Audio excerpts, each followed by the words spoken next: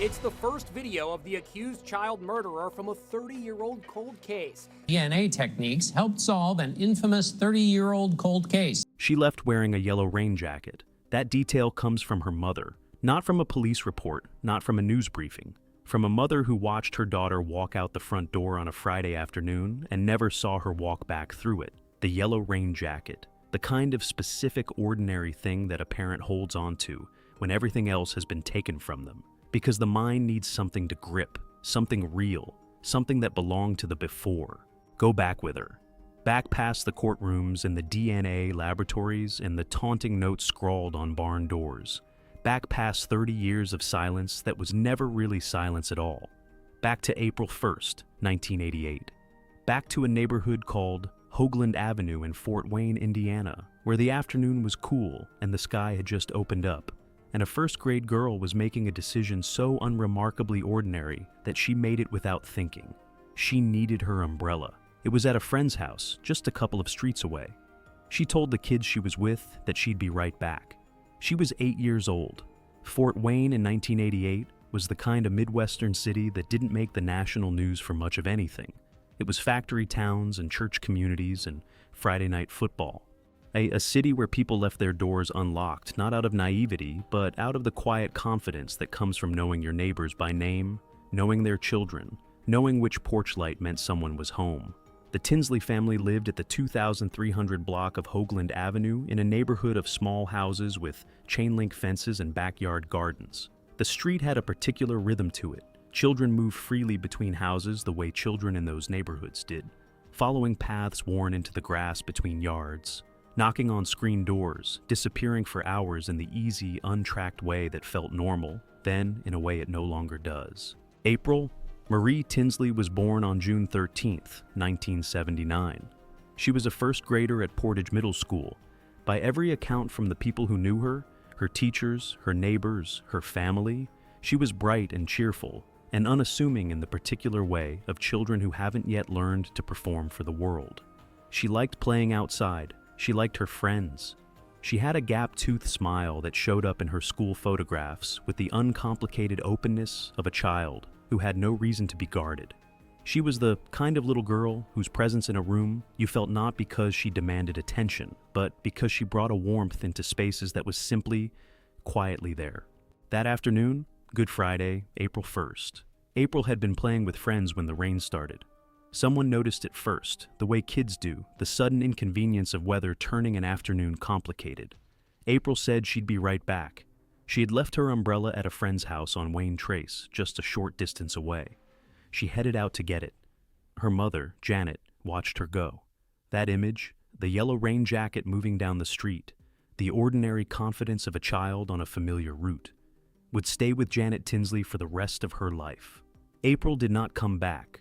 By 4 o'clock in the afternoon, when she hadn't returned home for dinner, Janet began to worry. By 4:30, worry had sharpened into something else entirely. She called the police. Given the age of the missing child, officers were dispatched immediately, whereas they were joined by members of the local community, neighbors, volunteers, people who knew the Tinsley family, and people who didn't, all moving through the same streets asking the same questions. That night, 250 Fort Wayne police officers were involved in the search. 50 volunteers joined them. The scale of the response communicated, without anyone needing to say it aloud, that something had already gone deeply. There had been a witness, someone who had seen something on Hoagland Avenue that afternoon. A white man in his 30s, they said. A light blue pickup truck.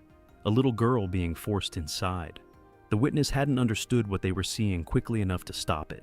These things rarely announce themselves as emergencies in real time. They are only understood as such afterward in the sick clarity of hindsight, when what seemed like an odd moment snaps into horrible focus. A composite sketch was prepared. The blue truck became the focal point of the search. Officers canvassed blocks and blocks outward from Hoagland Avenue, looking for anyone who had seen it, anyone who remembered it, anyone who had noticed anything that afternoon that hadn't made sense. No one had, or no one who could say where it had gone.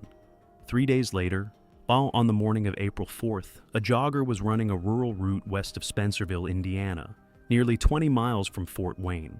The road was flat and quiet and unremarkable, bordered by the particular emptiness of Indiana farmland in early spring, fields not yet greened, the landscape still carrying the gray-brown of winter.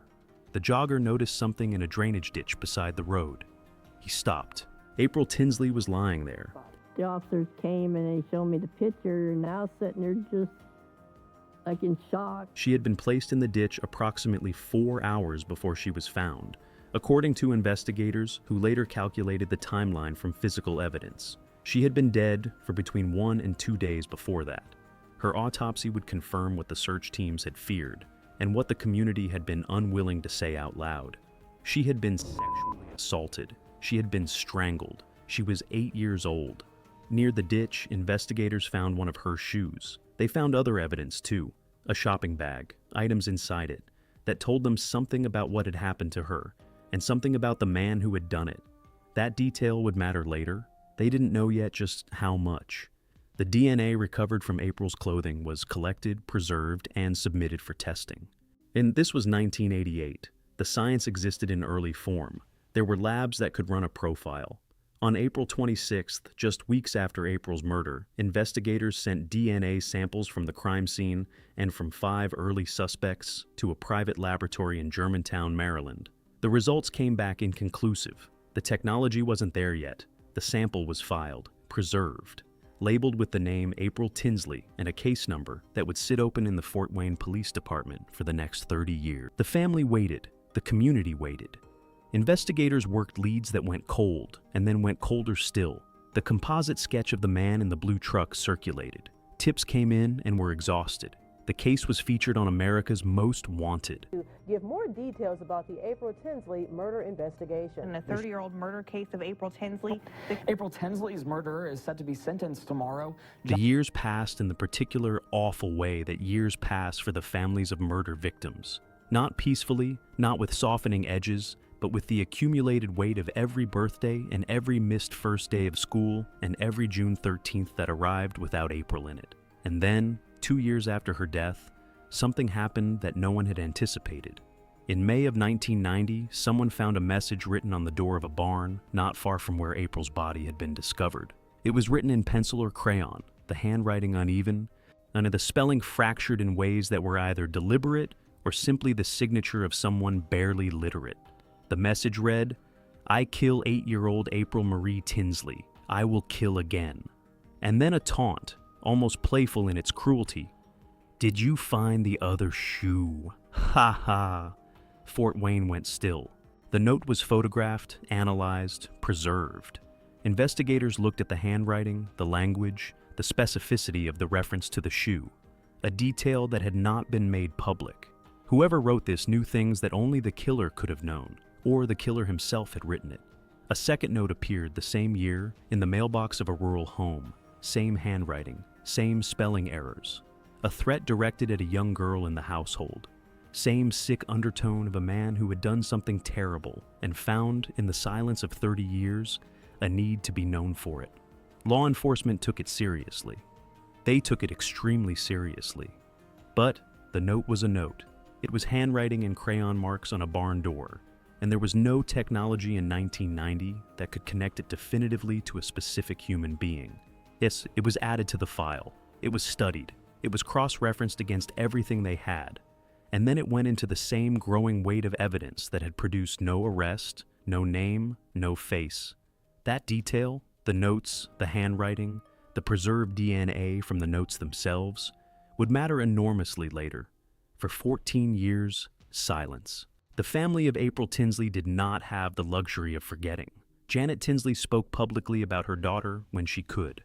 On June 24, 2005, the family held a press conference at the Allen County Courthouse asking for leads, asking for anyone who knew anything to come forward, reminding the public that the case was still open, still active, still unsettled. A day after hearing new details of her murder, which happened 24 years ago, April Tinsley's family is speaking out. They are hopeful another round of national attention could help track down the young girl's killer. Jim Tinsley says it feels like the crime that shattered his family just happened. It's been 24 years. Does it feel like that? No, it seems like yesterday. It does. When it's brought up to the family and that, It seemed like it took place yesterday. You know, it don't seem like 24 years. She said in various forms and in various interviews across those years that she wanted to look the man who killed her daughter in the eyes, that she needed that justice required a face. And then, in 2004, the notes started again. 3 handwritten letters turned up at different locations around Fort Wayne. 2 of them were found attached to the bicycles of young girls. 1 was found in a mailbox. The handwriting matched the 1990 barn message. And the spelling errors matched. The self-identification matched. The notes referred explicitly to the murder of April Tinsley, described what had been done, and threatened that the writer would kill again. Some of the notes were accompanied by used condoms. Some were accompanied by Polaroid photographs. The level of detail in the materials provided investigators with something they hadn't had before: fresh biological evidence handled recently, with DNA that could now be tested with technology far beyond what existed in 1988. The Fort Wayne Police Department and the FBI had a DNA profile. They had a clear, workable profile of the man who had killed April Tinsley and who had, in an act of sustained and depraved arrogance, spent 16 years periodically announcing himself to the community he had terrorized. What they did not have was a name. The profile was run against the FBI's national database, CODIS, no match.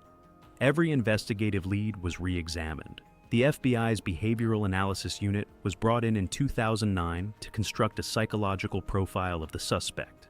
Their findings were precise.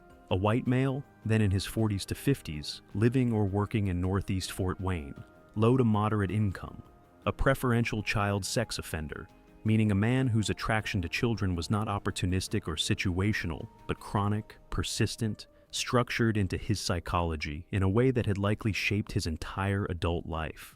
The profilers noted that a man like this would likely spend time near places where children gathered, that he might collect items of interest to young girls, that he was probably still in the area. He was still in the area. John D. Miller had lived in Grabble, Indiana for years. Grabble is a small community northeast of Fort Wayne, the kind of place so small and so quiet that the word community barely covers it. It's more of a collection of households, a gathering of people who know each other's faces, if not always each other's business. Miller lived in a mobile home. His neighbors, when they would later speak to reporters, described him in terms of degrees of absence: secluded, angry, difficult. He had been fired from a factory job once for destroying a time clock. He was known to walk to a nearby softball field and watch children play. No one had reported it formally. It registered as odd, perhaps, and then was filed away under the general category of things people notice and don't quite act on. He had not been connected to April Tinsley's case. He had no criminal record for the murder. He existed for 3 decades as a man named John Miller in a small town in northeastern Indiana, indistinguishable from any other man named John Miller in any other small town. The case that had haunted Fort Wayne for 30 years had not touched him. And then came May 2018, and a detective named Brian Martin, and a decision that changed everything. 2 weeks after investigators in California used forensic genealogy to identify the Golden State Killer, a case that had cracked open the possibilities of DNA technology in a way the law enforcement community was still processing, Detective Martin sent the April Tinsley suspect's DNA profile to Parabon Nanolabs, a forensics company in Virginia. The science of forensic genealogy worked like this. If you couldn't find a direct match in a criminal database, you looked for a partial match, a second cousin, a third cousin, someone who shared enough genetic material with the unknown suspect that their presence in a public genealogy database, the kind where ordinary people upload their own DNA out of curiosity about their ancestry, could build a bridge between the unknown profile and a real family tree. Parabon uploaded the suspect's profile to GED Match, a public genealogy website. They began looking for matches, and they found them. Not the killer directly, but people who were related to the killer, relatives who had submitted their DNA looking for ancestors or distant cousins or the shape of their own history, not knowing that somewhere in the branches of their family tree was a man who had done something unforgivable to an 8-year-old girl in 1988. A genetic genealogist named Cece Moore took the matches and began building, family tree by family tree, branch by branch, narrowing the field the way a detective narrows a suspect list, eliminating, confirming, following the logic of genetics, the way an investigator follows the logic of evidence. On July 2nd, or 2018, 6 weeks after the DNA was first submitted, Moore had narrowed the list to 2 brothers. One of them was a 59-year-old man named John D. Miller of Grabille, Indiana. Investigators did not move immediately. They moved carefully. They put Miller under surveillance. They waited. They watched him. And then they collected his trash. Inside the trash from Miller's residence were 3 used condoms. Investigators submitted them to the lab.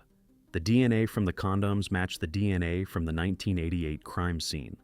It matched the DNA from the 2004 notes. It matched the DNA that had been sitting in a Fort Wayne evidence locker for 30 years, with April Tinsley's name on it. John Miller was the man in the blue truck. John Miller was the man who had written on the barn door, who had left notes on the bicycles of little girls, who had spent 30 years moving freely through the same communities where April Tinsley's family grieved, and investigators worked, and a city waited. He was 59 years old. Now he had been 29 years old when he abducted April from Hoagland Avenue on a rainy Good Friday afternoon in 1988. On July 15, 2018, detectives went to Miller's home and asked him to come to the station to talk. He agreed. He was advised of his rights.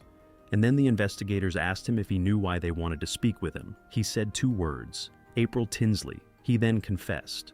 He told investigators what he had done that afternoon in April 1988. He told them how he had abducted her. He told them what had happened in his trailer. He told them everything. The confession was recorded. The case that had been open for 30 years, 2 months, and 14 days was closed. In December 2018, John D. Miller pleaded guilty to murder and child molesting. He was sentenced to 80 years in prison. Has the arrest of this man for the murder 30 years ago of an 8-year-old girl brought new hope that the killing of these 2 girls might be solved? Well, it turns out that the killings happened not that far from one another. It's the first video of the accused child murderer from a 30-year-old cold case. And now authorities are investigating whether the suspect could be linked to another notorious and unsolved murder case. His earliest possible release date was calculated to be July 15, 2058, when he would have been 99 years old. He died in prison in September 2025 at the age of 66, never walking free again. Janet Tinsley, April's mother, was in the courtroom when the sentence was handed down. She had said for years that she wanted to look at the man who killed her daughter. She had waited 30 years for the chance to be in a room with him and speak. She got that chance. She told him she wanted to be the last face he saw, that she would carry April with her always, that no sentence, no number of years would ever be enough. Not because justice had failed, but because there is no arithmetic that accounts for the absence of an 8-year-old girl. She was right, there isn't. It makes you feel good that, she's still in everybody's mind and everybody's heart. The family of April Tinsley hosted a balloon release this morning. April Marie Tinsley would have been 44 years old in 2024.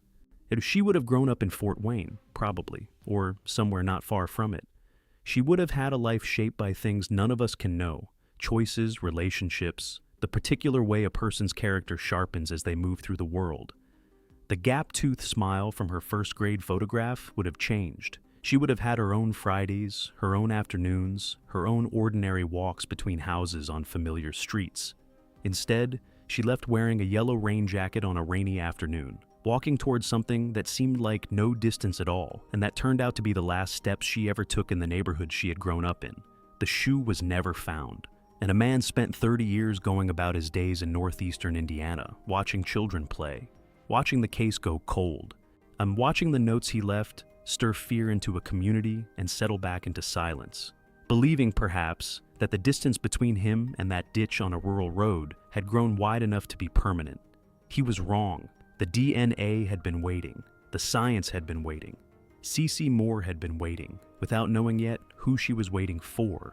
Justice arrived 30 years late in the form of a trash bag, 3 used condoms, and a genealogy database built by millions of people searching for nothing more sinister than where they came from. It found him anyway,